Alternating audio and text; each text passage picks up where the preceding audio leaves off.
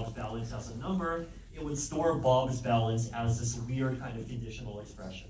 It would store the idea that Bob has 25 coins if the Merkle root containing this receipt is correct, and otherwise Bob has 20 coins. And then if Bob wants to just makes a transaction saying, I want to send 22 coins to Charlie, then Bob's balance is going to change to 3 coins if R exists, otherwise still 20. And Charlie's balance is going to switch to 52 coins if R is correct, otherwise 30. Right? Okay.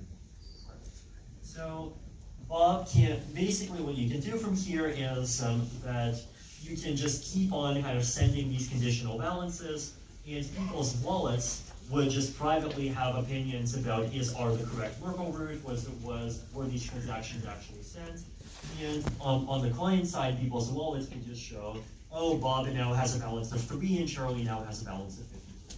And so the system kind of looks like you have instant transactions, but this is all done as a layer 2 on top of a layer 1, which is actually much slower under the hood.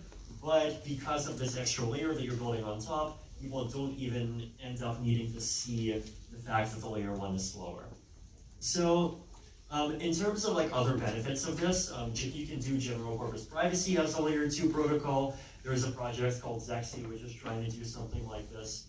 So basically, this is an approach that you can use to increase scalability, increase privacy, increase efficiency, increase functionality that you can do with blockchains in a really large number of ways, in a way that does not require that many properties of the underlying layer 1 blockchain protocol, right? So all that this requires is that the layer 1 has shards that are reasonably fast, and the layer 1 is scalable.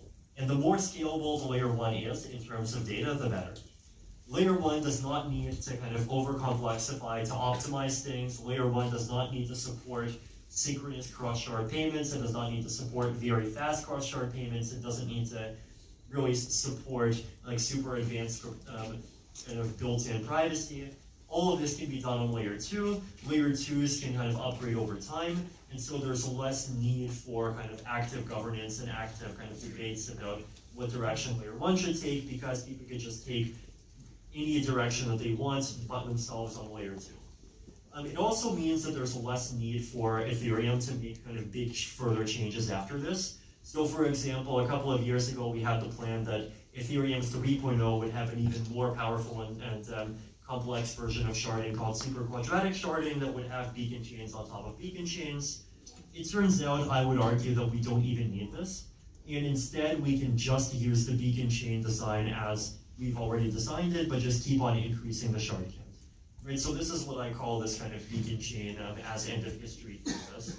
Now, obviously end of history arguments are kind of risky to make, and sometimes they end up being wrong, but there is a good technical case to be made that once you have scalable data availability, you just can't keep building these protocols on top of it that just keep on providing any functionality that people might want to include, and often do it even better and more efficiently.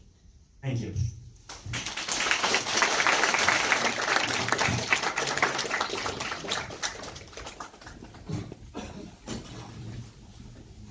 Our next speaker is Aidan Park, blockchain researcher from Onder, and here to talk about their availability solution in fully generalized plasma continuous